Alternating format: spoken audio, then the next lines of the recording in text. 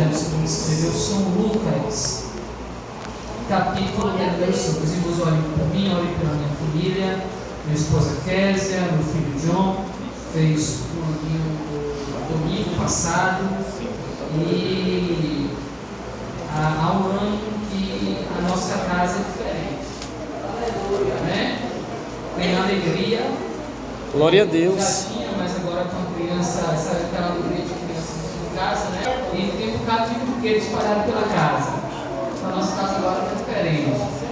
Mas Deus tem nos abençoado muito por intermédio da vida do pequeno John. Capítulo 5 do Evangelho de Lucas. Os irmãos me permitam, eu vou ler na versão atualizada. Almeida atualizada. E diz o seguinte: e aconteceu que, ao apertá-lo a multidão para ouvir a palavra de Deus, estava ele junto ao lago de Genezaré, e viu 2 barcos junto à praia do lago, mas os pescadores, havendo desembarcado, lavavam as redes. Entrando em um dos barcos, que era o de Simão, pediu-lhe que o afastasse um pouco da praia, e assentando-se, ensinava no barco as multidões. Quando acabou de falar, disse a Simão: faze-te ao largo e lançai as vossas redes para pescar. Respondeu-lhe Simão: mestre, havendo trabalhado toda a noite, nada apanhamos, mas sob a tua palavra lançarei as redes. Isto fazendo, apanharam grande quantidade de peixes, e rompia-se-lhes as redes. Então fizeram sinais aos companheiros do outro barco, para que fossem ajudá-los, e foram e encheram ambos os barcos a ponto de quase irem a pique. Vendo isto, Simão Pedro prostrou-se aos pés de Jesus, dizendo: Senhor, retira-te de mim, porque sou pecador. Pois, à vista da pesca que fizeram, a admiração se apoderou dele e de todos os seus companheiros, bem como de Tiago e João, filhos de Zebedeu, que eram seus sócios. Disse Jesus a Simão: não temas, doravante serás pescador de homens. E arrastando eles os barcos sobre a praia, deixando tudo, o seguiram. Amém? Amém. Meus irmãos, é uma passagem conhecida.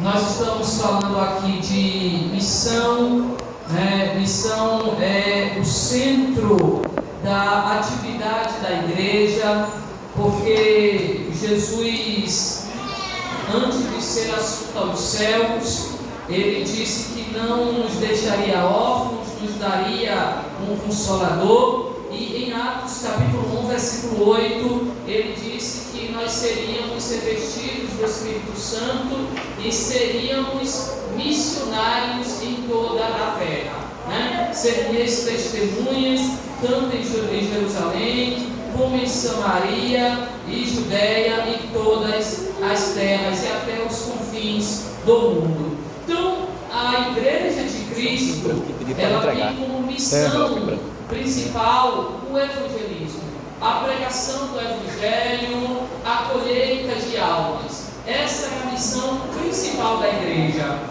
Pelo estudo da palavra de Deus, nós entendemos que o povo de Deus tem basicamente 2 missões aqui, que é a missão cultural, aquela que Jesus apresenta, que Deus apresenta em Gênesis, capítulo de número 1, versículos 27 a 28, quando ele diz que todo o resto da criação está debaixo de nossos pés, e por isso deveríamos desenvolver cultura e boa cultura, e isso a igreja já o faz, por exemplo, quando ela cria escolas, quando ela anuncia a educação e tal, quando ela prepara boa música, boa cultura. Mas antes de qualquer coisa, nós temos a missão de evangelizar, né? Nós temos a missão de Jesus não nos chamou para ficarmos aqui dentro.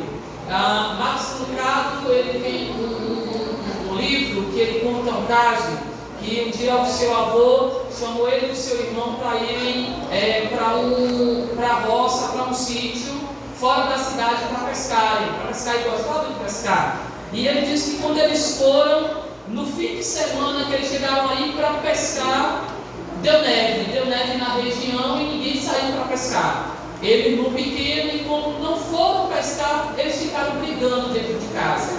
Aí ele aprendeu uma coisa: quando aqueles que são chamados para pescar não pescam, eles brigam, né? Então, quando Deus nos chamou para pescar, Deus nos chamou para evangelizar, Deus nos deu força, graça, poder, virtude, dom espiritual para canalizar tudo isso lá para fora e não aqui dentro. E quando a gente canaliza só aqui dentro, acaba tendo algumas brigas, acaba tendo alguns probleminhas, porque esse poder, essa graça, essa virtude, esse batismo com o Espírito Santo que Ele nos deu para sermos missionários, para evangelizarmos, se a gente tiver aprendido só isso aqui dentro, nós não encontramos espaço que precisamos para transmitir essa graça que Ele nos deu.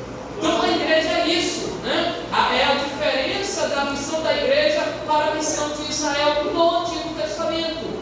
Porque lá Deus chama Israel com uma missão centrípeta, ou seja, vocês vão viver a minha ética, a minha lei, e vocês vão ser um luzeiro, e todas as outras nações serão atraídas a mim por intermédio de vocês. Os judeus não tinham a obrigação teológica de sair da sua terra para evangelizar as outras nações, mas a missão da igreja ela é centrífuga, ela tem a obrigação teológica de sair da zona de conforto para fazer missão. Glória a Deus. Olha, irmãos, é muito interessante. Eu estava em um seminário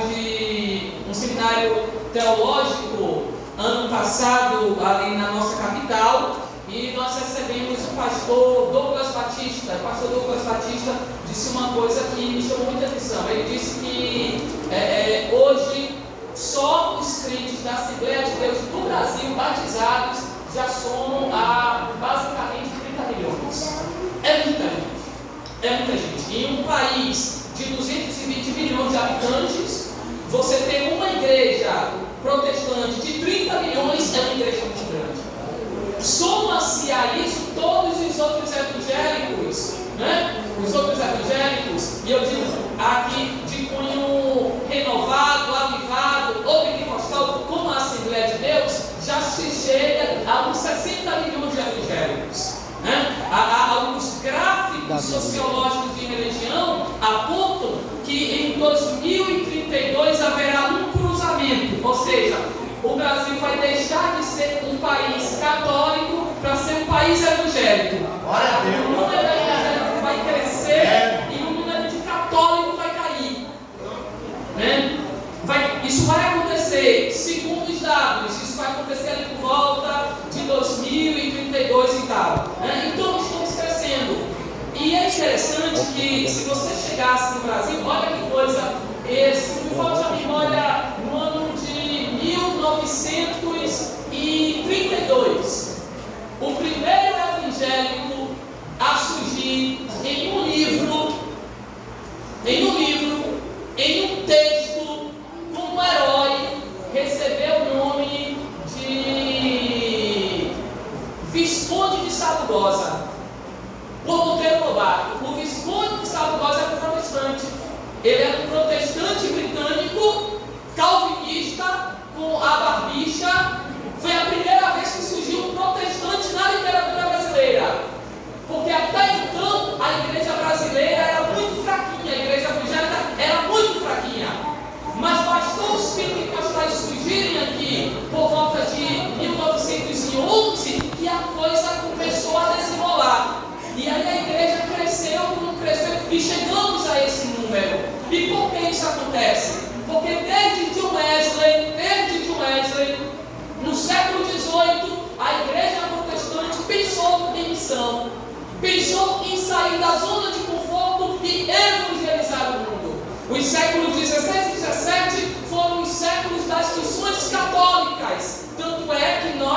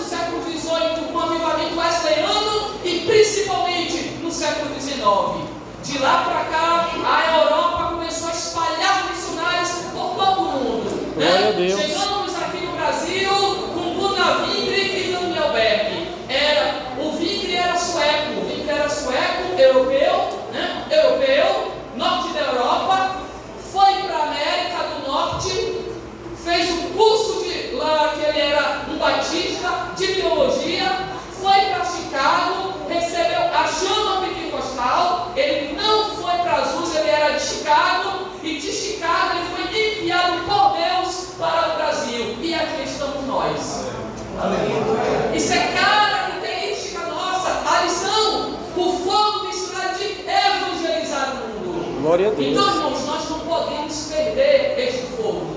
Nós não podemos perder esta característica. Nós não podemos jogar fora estes valores. E eu quero trazer para os irmãos uma mensagem com base no texto lido, que é o capítulo 5 de Lucas, e refletir com os irmãos alguns pontos aqui sobre missão. Pastor Cleber sempre diz o seguinte: olha, esse culto é um culto de reflexão. A palavra é de reflexão. Então me perdoe se você pensar que o pregador está muito reflexivo, porque a palavra é de reflexão, é chamar a nossa atenção. Tá certo? Se preocupe não se você não se embolar aí no banco, se você não sentir aquela alegria. Se não sentir aquela alegria de saltar do banco aqui, você vai saltar do banco no domingo à tarde para evangelizar. Glória a Deus. Amém? Para evangelizar. Então, o texto nos diz o seguinte: olha o que diz o versículo 1. Aconteceu que ao apertá-lo a multidão para ouvir a palavra de Deus, estava ele junto ao lago de Genezaré. Ou seja, o texto nos apresenta Jesus comprimido, apertado por uma multidão. Uma multidão, irmãos, que queria o quê? Ouvir a palavra de Deus. Eu citei aqui os números da igreja evangélica no Brasil. Mas não se esqueça que ainda somos minoria. Não esqueça que há uma multidão lá fora que tem fome e sede da palavra de Deus. Tem uma multidão lá fora, irmãos, que não estão bem. Tem uma multidão lá fora que está desesperada, que está seca, espiritualmente falando, que está faminta da palavra de Deus. Eu vinha conversando com um irmão, sobre Salomão, no livro de Eclesiastes, e Salomão disse o seguinte: olha, eu fui o maior rei de Israel, eu tive tudo que um homem deseja ter, eu tive poder, eu tive riqueza, fui o homem mais rico, o homem mais sábio, eu contemplei toda a beleza, pode contemplar, eu tive tudo, mas eu vi que tudo aquilo que eu tinha de material era vaidade, ou seja, era passageiro. Essa é a tese de Salomão. Você tem tudo que você tiver sobre este mundo, neste mundo, desse mundo, é passageiro. Não fica, a saúde não fica, não é assim? Às vezes eu brinco, alguém chega para mim: aí, Jó, como é que o senhor está? Eu digo assim: eu estou morrendo. Tipo, Jó, o senhor está morrendo? Eu estou morrendo, desde que eu nasci eu estou morrendo. Porque Jó disse que o homem nasce para morrer, assim como a faísca do fogo, nasce para assumir assim. É só aquele processo de nascimento, crescimento, reprodução. Alguns reproduzem, outros não reproduzem, mas cresce e morre. E aí quando chega, você está na juventude, a sua saúde está boa, você está forte, está tudo. Quando chega aos 40 como eu, a gente já sente a coluna arranhar, a gente já sente o cansaço vir. Nós já não corremos como corremos antes. O ar já não chega da mesma forma. O ânimo já não é a mesma coisa. Quando é adolescente, por conta da saúde, come como um leão. Quando é dos 40, a gente começa a comer como um gatinho. Não é assim? Porque a saúde nos está se esvaindo. Ela passa, ela é passageira. O dinheiro ele tem, mas às vezes vai embora, normalmente vai embora. Você recebe hoje, já quitou as contas, já não tem mais nada e continua trabalhando. É assim. Então, tudo é passageiro e nada te dá a satisfação plena. Nada te dá a satisfação plena. Eu aceitei a Jesus no ano de 2001. E antes de aceitar a Jesus, eu tinha um problema comigo que eu acho que todos nós aqui já teve antes de aceitar a Jesus, que é aquele sentimento que você almoça, você come, você está de barriguinha cheia e de repente te vem aquela fome que você não sabe que fome é. Você abre a despensa e diz: não é isso, não é isso, não é isso, não é isso. Que fome é essa que eu tenho? Aí eu descobri, pastor, que era a fome de Deus. Alguém já disse que há um vazio dentro do coração do homem do tamanho de Deus.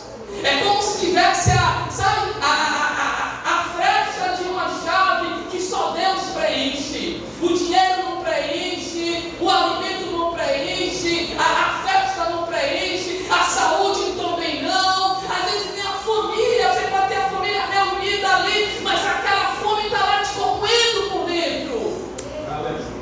Você já sentiu isso? E tem uma multidão lá fora que também sente. É a fome de quê? É a fome de Deus e da sua palavra. É a fome de Deus e do Evangelho. Glória a Deus. Aleluia.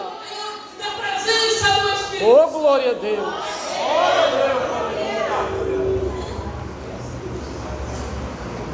Lembro-me, eu era jovem ainda da igreja, evangelizando os domingos à tarde, e nós tínhamos uma vizinha na igreja, e sem São Sebastião do Passé, tínhamos uma vizinha, ela vendia acarajé, eu chamava ela de Marinha, Mara chamava ela de Maria, muito minha amiga, e eu nunca tinha pregado o evangelho para ela, nunca tinha falado de Jesus para ela, e um dia eu fui evangelizar um domingo à tarde, eu vi ela ali com umas amigas, ao lado da igreja. Eu disse: Marinha, pode fazer um convite, faça, Jó, vá para a igreja hoje? Ela disse: eu vou. E eu fiz um convite assim, sabe, no ímpeto, e ela foi para a igreja. Naquela noite ela aceitou a Jesus. Para mim nada, veja, o coração dela, ela me procurou e disse: Jó, você não sabe, mas já vinha dias que eu estava me correndo por dentro, e Deus falando comigo que eu tinha que ir para a igreja, que eu tinha que aceitar Ele, e eu só esperava um convite.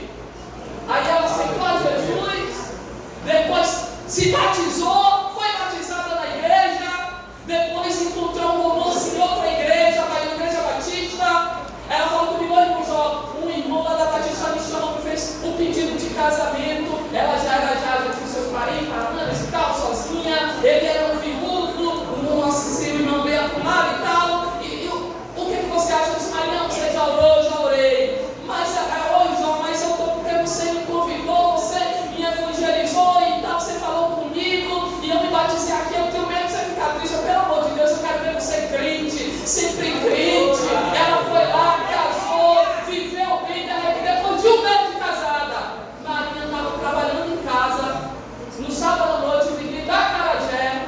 Depois que ela vendeu acarajé, foi para casa, tomou banho antes de dormir e morreu no rio. E morreu. Tudo muito rápido, irmãos, tudo muito rápido.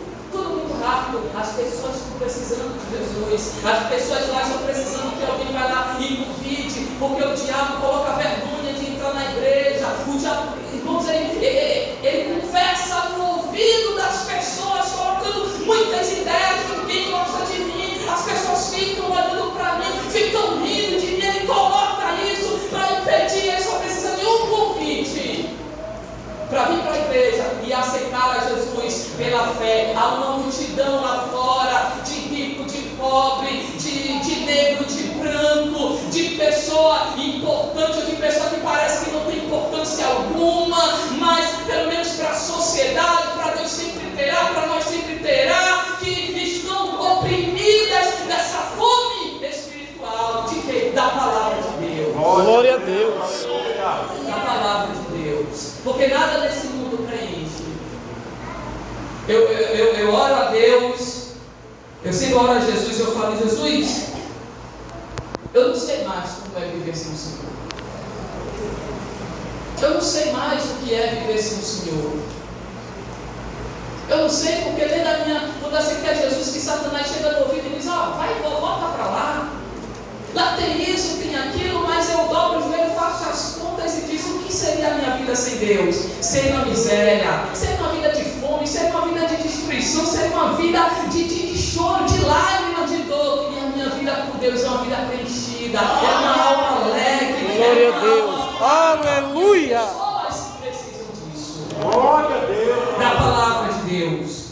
E viu dois, aí ele vai dizer o seguinte: e viu dois barcos junto à praia do lago, mas os pescadores haviam desembarcado e lavavam as redes. Entrando em um dos barcos, Jesus entrando em um dos barcos, que era de Simão, pediu-lhe que o afastasse um pouco da praia, e assentando-se ensinava no barco as multidões. Ou seja, Jesus usou usou aquilo que ele tinha no momento para evangelizar. Ele usou aquilo que ele tinha nas mãos para pregar o Evangelho. Ele usou o instrumento que tinha para pregar o Evangelho. Paulo, em 30 anos, com os poucos instrumentos que tinha, ele tirou o Evangelho do Oriente Médio e levou o Evangelho para a Espanha. Paulo evangelizou a Europa do primeiro século em 30 anos, com o pouco instrumento que tinha.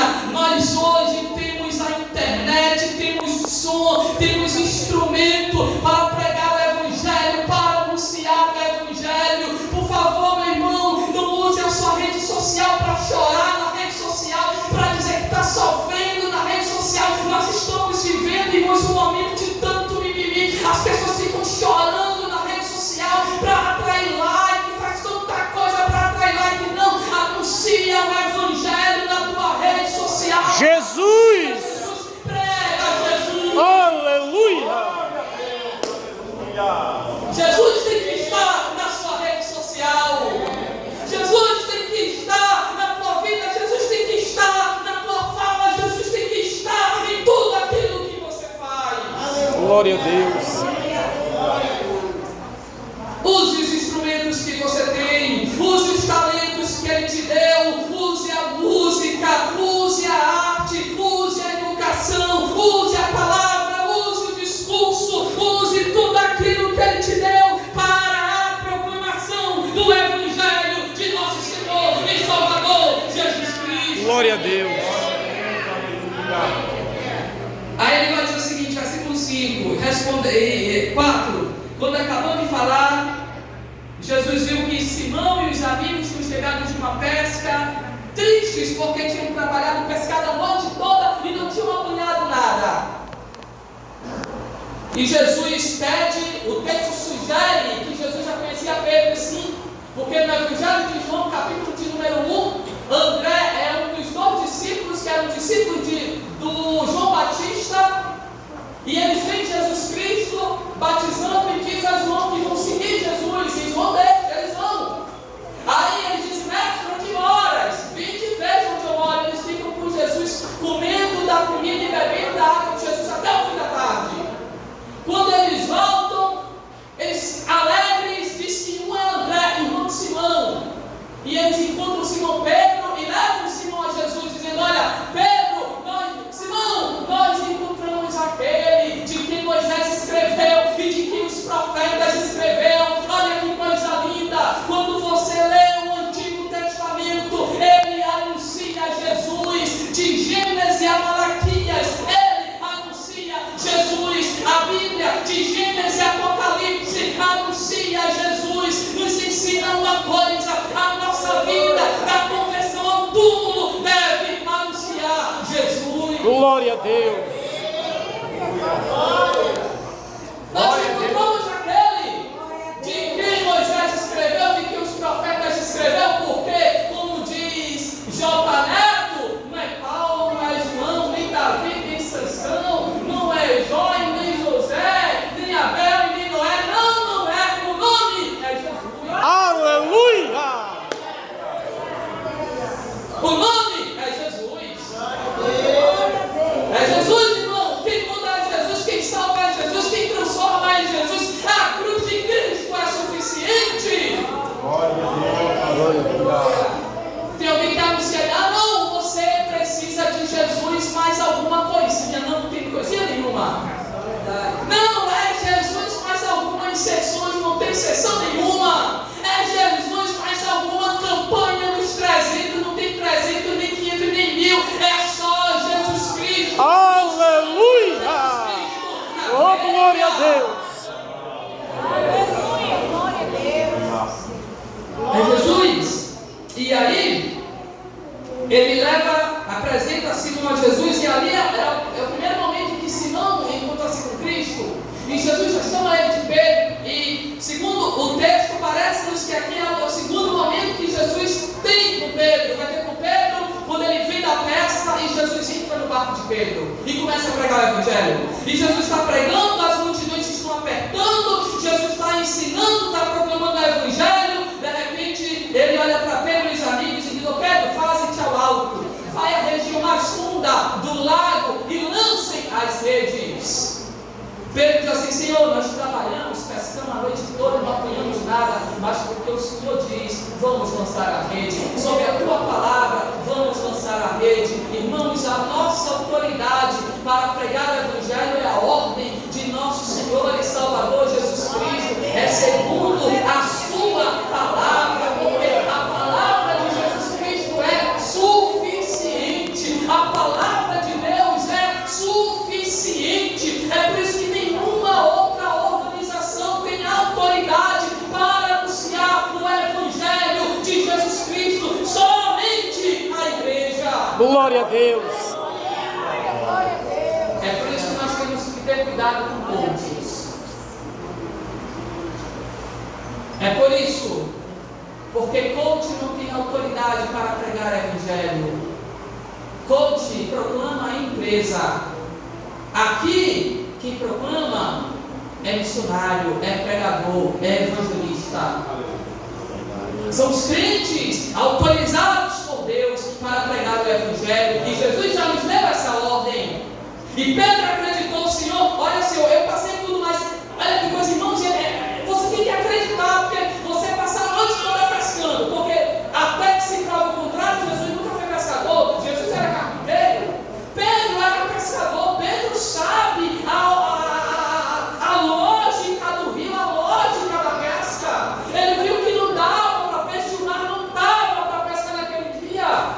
E aí chega um carpinteiro e diz, vai lá, vai naquela região ali, jogue a rede. Acredita ou não acredita, né, pastor? Tem que acreditar nisso. O Senhor falou, eu vou lançar a rede. E quando foi lá que ele lançou a rede, que Pedro puxou a rede, ele viu o peso.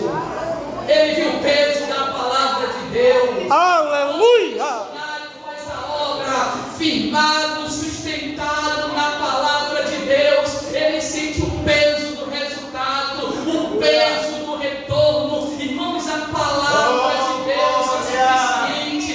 Oh, glória a Deus! É suficiente, a Bíblia é suficiente. Não precisa sabe, de muito movimento, não. É só ler a palavra de Deus, anunciar a palavra de Deus com palavras. Aleluia! Ela corta a nossa alma, ela vai até a divisão entre as juntas e as medulas. Ela nos apresenta que nós somos, nos convence que somos pecadores. Glória a Deus!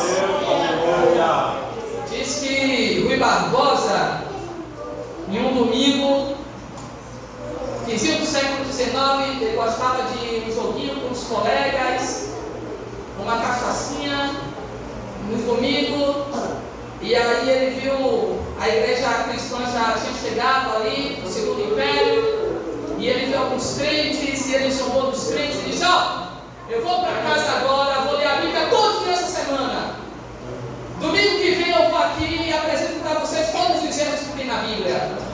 Ele foi para casa e leu a Bíblia toda aquela semana. Quando ele voltou para a roda do jogo ali, da cachaçinha, dos amigos diziam, ui, e aí você leu a Bíblia ali, li toda a Bíblia. E aí você viu os erros nela, e ele disse, olha, eu descobri duas coisas. A Bíblia não tem um erro. Só os liberais encontram erro na Bíblia. A Bíblia não tem um erro, mas ela apontou todos os erros que eu tenho. Irmão, sabe qual é o maior missionário de presídio? Não é o pastor, com muito respeito, mas não é o pastor Marcos Pereira, não, com muito respeito que eu tenho. Não é o trabalho que a Universal faz lá no presídio, não, com muito respeito que eu tenho a isso. Não é o trabalho que os missionários assembleanos pregam lá também, com muito respeito que eu tenho, não dizer, isso não é. O maior missionário de presídio é aquele Antigo Novo Testamento pequenininho, os irmãos aqui, mas não vou falar antigo não, vai falar de 1900 antigamente, como eu conhecia, que tinha os evangelhos, Atos, as cartas, Apocalipse, os Salmos e Provérbios. Lembra da antiga Joepe, que os gideões entregavam? Aquele é o maior missionário de presídio.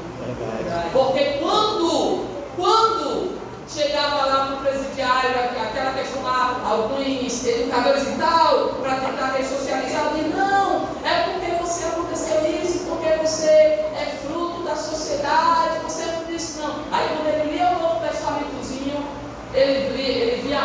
dizendo: ó, você está aqui, sabe por quê? Porque você é pecador. Você não é pecador porque você peca porque você é pecador. É o estado que você tem. E só tem uma pessoa que resolve isso e se chama Jesus Cristo de Nazaré. Aleluia! Glória a Deus! A palavra de Deus é suficiente. A palavra de Deus, sobre a tua palavra lançarei a rede. O sucesso da missão é o ensino, a pregação verdadeira da palavra de Deus. Diz que alguém chamou Lutero no período da Reforma, que Lutero é o pai da Reforma Protestante, e ele fez aquilo que ele encontrou a Bíblia, ele leu a Bíblia, ele entregou a Bíblia ao povo. E alguém disse assim: Lutero, conta pra gente o segredo do que você fez, porque você mudou o mundo. A galera não quer dizer, mas assim, a Reforma Protestante é mais importante para entender o mundo de hoje do que o renascimento cultural e científico. É a Reforma Protestante. Foi ela que realmente dividiu entre Idade Média e mundo moderno, a Reforma Protestante. Aí Lutero disse assim: eu não fiz nada. A palavra de Deus fez tudo. Glória a Deus. Deixe a Bíblia falar e você vai ver pessoas convertidas, homens transformados e igreja avivada. Aleluia. Irmãos, o que nos aviva não é a pregação de festa, que é aquela apoteose espiritual. Não é isso não. É o culto de doutrina que os nossos pastores ensinam todas as terças-feiras, no gota a gota ali, ó. Glória a Deus. A Bíblia é a Bíblia. É isso que aviva a igreja, é isso que chama missionário, é isso que converte pessoas, é isso que santifica a igreja. Glória a Deus, deixe, solte a palavra de Deus e você vai ver os frutos. Paulo disse isso. Ele disse lá para Timóteo: eu estou preso, mas a palavra de Deus não está presa.